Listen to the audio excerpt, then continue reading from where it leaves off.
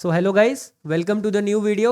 तो इस वीडियो में हम स्टार्ट करने वाले हैं बाइनरी सर्च ट्रीज। बहुत ही इंपॉर्टेंट टॉपिक है, यूजुअली हर साल एक क्वेश्चन आता ही है इससे। तो हम ट्राई करेंगे कि बाइनरी सर्च ट्रीज इस पूरे लेक्चर में पूरी तरह से कवर कर जाएं। तो इस लेक्चर का गोल क्या है, एजेंडा क्या है कि बाइनरी सर्च ट्री का इंट्रोडक्शन समझना, दिखता कैसा है और उसके सारे के सारे ऑपरेशंस पढ़ के ख़त्म कर देना। तो इस लेक्चर में आपका बाइनरी सर्च ट्री पूरा कंप्लीट हो जाएगा। फिर हम आगे के बचे हुए एक दो टॉपिक नेक्स्ट और मे बी 2 और लेक्चर्स में कंप्लीट कर देंगे। So let's start. तो देखिए मैंने यहाँ पे क्या लिखा हुआ है, नोट्स मैंने बना के लाया आपके लिए। Binary search tree is a type of binary tree. अब इसमें होता क्या है, left child is smaller than the parent.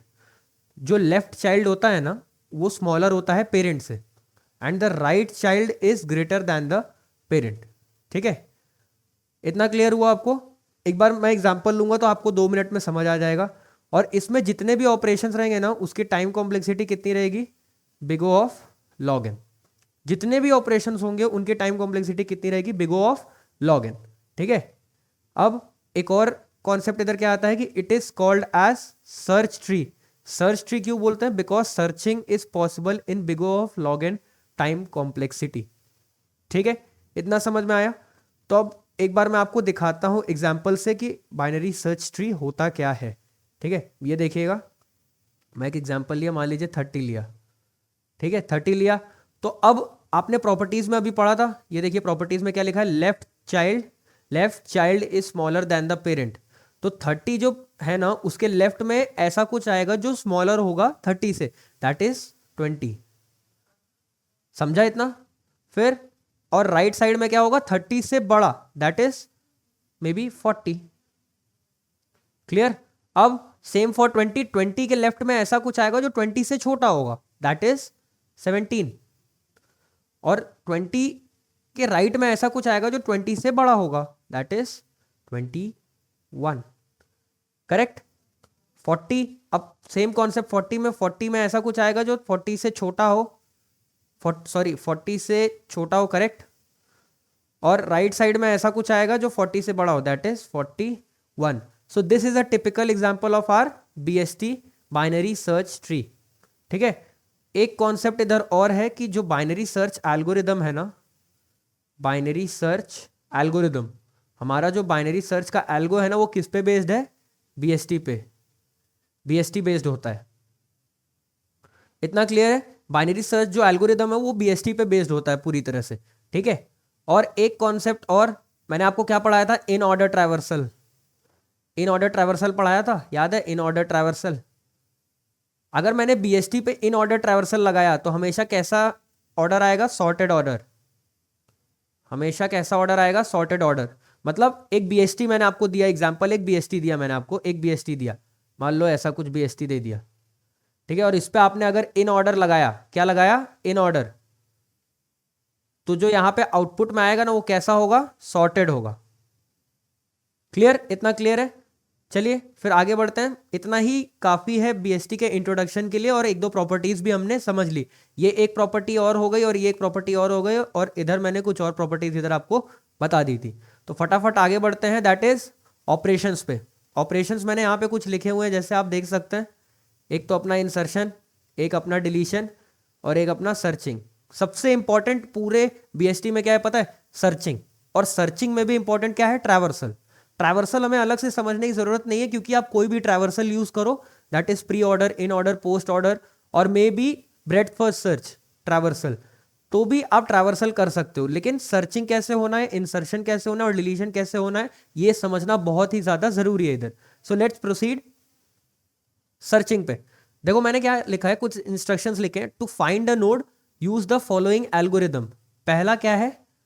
Start from the root node and compare it with the target node. अब टारगेट नोड क्या है? जो हमें सर्च करना है। टारगेट नोड क्या है? जो हमें सर्च करना है। If root is greater than target, मतलब रूट टारगेट से बड़ा है, तो क्या करो? Move to the left child. क्या करना है? लेफ्ट चाइल्ड पे मूव करना है। एल्स इफ अगर रूट टारगेट से छोटा है तो क्या करो? Move to the right child. फिर से कंडीशन देखना, अगर रूट टारगेट से बड़ा है, अगर रूट टारगेट से बड़ा है तो कहां पे मूव करो? लेफ्ट चाइल्ड की तरफ मूव करो। और अगर रूट टारगेट से छोटा है तो किधर मूव करो? राइट चाइल्ड की तरफ मूव करो। और ये कब तक रिपीट करना है? Till you find the node. और एंड कब तक होगा? या तो आपको नोड मिल जाए या तो आपका ट्री ही खत्म हो जाए। अब ट्री के आगे कुछ और पॉसिबल है क्या? नहीं पॉसिबल है। तो ट्री खत्म हो गया तो खत्म हो गया, तो क्या होगा? सर्च अनसक्सेसफुल हो जाएगी। ठीक है, एक बार मैं आपको एक एग्जांपल लेके समझाता हूं कि सर्चिंग होती कैसे है। वही एल्गोरिदम मैं इधर समझा देता हूं। मैं एक इधर BST बनाता हूं, 60, 80 और इधर 50 और इधर 40, इधर 55 और इधर 67। ठीक है, ये हमारा क्या है? एक और ले लेते हैं 89। ये हमारा क्या है? BST। और मैंने आपको टारगेट नोड क्या बोला? टारगेट नोड मैंने आपको क्या बोल दिया? मान लो हमें सर्च करना है 55। हमें क्या सर्च करना है? 55। तो मैं रूट पे खड़ा हुआ और चेक करूंगा if root is greater than target. क्या रूट ग्रेटर है क्या टारगेट से? हाँ, रूट ग्रेटर है टारगेट से। तो हमें किधर जाना है? लेफ्ट पे। कहां पे जाना है? लेफ्ट पे। ये देखो यहां पे मैंने कंडीशन लिखवाई थी ना, आ गया if root is greater than target तो move to the left child. तो मैं लेफ्ट चाइल्ड पे आ गया। आप 50 को कंपेयर कराओ, क्या 50 ग्रेटर देन 55 है? नहीं। तो हमें कहां पे मूव करना पड़ेगा? राइट पे। हमें कहां पे मूव करना पड़ेगा? राइट पे। आप ये ऑर्डर देखिएगा, बस आप ये ऑर्डर पे फोकस करिए, ये ऑर्डर पे फोकस करिए। ठीक है, राइट पे मूव किया। अब मैं 55 पे आया, क्या 55 के इक्वल है? हाँ। तो सर्च क्या हो गई हमारी? सक्सेसफुल। सर्च हमारी क्या हो गई? सक्सेसफुल। ये देखो हमारा ट्री, हमारा नोड मिल गया। करेक्ट? क्लियर हुआ कि कैसे करना था? मतलब हमारा जो रूट है वो अगर छोटा है, रूट हमारा अगर छोटा है तो राइट में जाओ, और अगर बड़ा है तो लेफ्ट में जाओ। क्लियर? इतना क्लियर है आपको? ये हमारा क्या कॉन्सेप्ट हो गया? सर्चिंग का कॉन्सेप्ट क्लियर हुआ यहां पे। अब हम आगे बढ़ते हैं किस पे?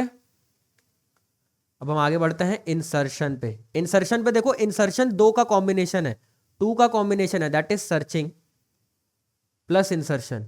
Searching plus insertion. ठीक है, तो मैंने यहां पे कुछ स्टेप्स लिखे हैं आपके लिए, ये स्टेप्स पढ़ लो। Searching for the correct location of the node, और दूसरा inserting the node at the correct location. ऐसा है कि आपको BST हमेशा मेंटेन करना है। मान लो एक BST बना हुआ है और उसमें मैंने आपको एक दूसरी नोड दी कि इसमें इंसर्ट कराना है, तो आप कहीं भी ले जाके इसको इंसर्ट नहीं करा सकते। आपको इसको ऐसी जगह इंसर्ट कराना होगा ताकि जो रिजल्टेंट BST मिलेगा हमें वो भी सॉर्टेड रहे, या वो भी एक BST रहे। मतलब आप समझे मैं क्या बोलना चाह रहा हूं? मान लो मैं आपसे क्या बोलता हूं कि ये मेरा एक BST है, ये मेरा BST है और ये मेरी एक नोड है। ठीक है, जब मैंने इन दोनों को कंबाइन किया तो जो हमें मिलना चाहिए ना वो भी एक BST ही मिलना चाहिए। समझा? इसलिए हमें इस नोड के लिए लोकेशन खोजनी पड़ेगी, सर्च लोकेशन, और उस लोकेशन पे इस नोड को BST में इंसर्ट कराना है। समझा? तो स्टार्ट करते हैं हम एक बार, कैसे करना है ये हम समझ के लेते हैं। सेम ट्री हम अपना कॉपी कर लेते हैं यहां से, वही ट्री हम यहां पे नोट कर लेंगे। 60, 50, 70 और इधर ले लेते हैं 49, इधर ले लेते हैं 55 और इधर ले लेते हैं हम क्या 62 और इधर 79। ठीक है, अब मैंने आपको बोल दिया इंसर्ट। इंसर्ट क्या करना है? मान लो 57, हमें इंसर्ट क्या करना है? मान लो 57। तो पहले लोकेशन सर्च करो। सर्चिंग कैसे करना है? सिंपल, 57 को सर्च करो पहले इस पूरे ट्री में। ऑफ कोर्स नहीं मिलेगा लेकिन हमें लोकेशन तो मिलेगी। तो मैं 60 पे खड़ा हुआ, क्या 60 ग्रेटर देन 57 के? हाँ ग्रेटर है, तो हमें कहाँ पे जाना पड़ेगा? लेफ्ट में। मैं लेफ्ट पे गया। अब 50 पे आए, क्या 50 ग्रेटर देन है 57 के? नहीं। तो हमें कहाँ पे जाना पड़ेगा? राइट में। मैं राइट में आया। अब 55 को चेक करो, क्या 55 ग्रेटर है 57 से? नहीं। तो हमें कहाँ पे जाना पड़ेगा? राइट में। हमें कहाँ पे जाना पड़ेगा? राइट में। तो आपको लोकेशन मिली, सर्चिंग करने से हमें लोकेशन क्या मिली? ये देखो, हमें लोकेशन ये वाली मिली कि 57 जो इंसर्ट होगा ना वो यहाँ पे कहीं पे इंसर्ट होगा। तो मैंने क्या किया, अब 57 को यहाँ पे इंसर्ट करा दिया। तो हमारा ट्री जब बनेगा तो 55 का जो राइट चाइल्ड होगा which that would be 57। Correct? समझा कैसे करना है? आई होप आपको क्लियर हुआ होगा कि इंसर्शन कैसे करना है। अब हम आगे बढ़ते हैं किस पे, डिलीशन पे। गाइस डिलीशन पे थोड़ा सा ध्यान देना, क्योंकि डिलीशन में 3 केसेस हैं। ये 3 केसेस आपको अच्छे से समझ आ जाने चाहिए, ठीक है। तो पहला केस क्या है, लीफ नोड का। स्टेप्स क्या है उसके, directly remove the node. Directly क्या करो, नोड को रिमूव करो। फॉर एग्जाम्पल मान लो मैंने एक ट्री बनाया, that is 60, then here 70, and then 50, and here it would be 47, and here it would be 58। ठीक है, अब मैंने आपको बोला कि 47 को डिलीट कर दो, 47 को डिलीट कर दो, तो आपको क्या करना है, आपको ये कनेक्शन को हटा देना है। तो हमारा ट्री कैसा बन जाएगा, 60, 50, 70 एंड 58।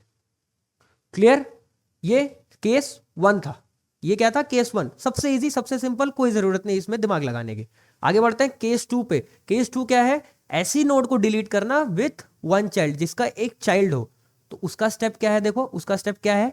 पहला step, copy the child nodes value, मतलब चाइल्ड नोड की वैल्यू को कॉपी करो और फिर delete the original child node. अरे यार समझ नहीं आया, समझ नहीं आया ना, एक बार समझाता हूं आपको मैं। ये देखो, जैसे मान लो ये मेरा एक ट्री है, that is 60, 70 and this is 50 and this is, और ये मान लो क्या है, 47।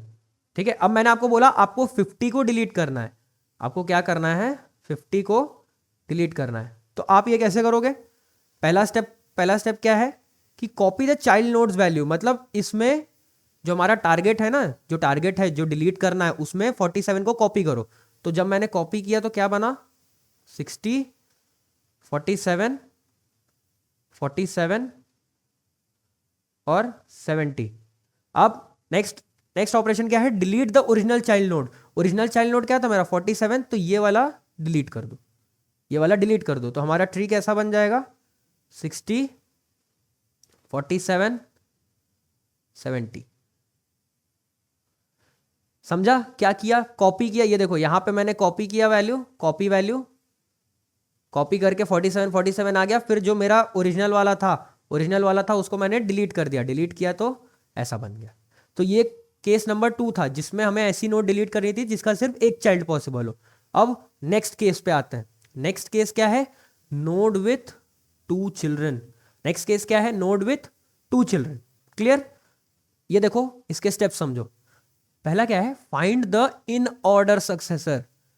स्टेप क्या है, find the in order successor. अरे बाप रे, इन ऑर्डर सक्सेसर क्या होता है यार, 2 नाम है, क्या है, इन ऑर्डर और सक्सेसर। इन ऑर्डर हमें पता है क्या होता है, सक्सेसर क्या होता है, सक्सेसर मतलब आगे वाला। सक्सेसर और प्रीडिसेसर सुना होगा ना, अपने क्लास 5th में निकालते थे। तो सक्सेसर क्या है, आगे वाला। अगर मैं बोलता इन ऑर्डर प्रीडिसेसर, तो प्रीडिसेसर मतलब पीछे वाला। ठीक है, पहला समझा, find the in order successor, वो मैं सिखाऊंगा आपको। दूसरा स्टेप क्या है, copy the in order successor, same copy वाला, और फिर delete the in order successor from its original position. इतना समझा होगा, 3 स्टेप हैं, तीनों स्टेप समझ गए हम।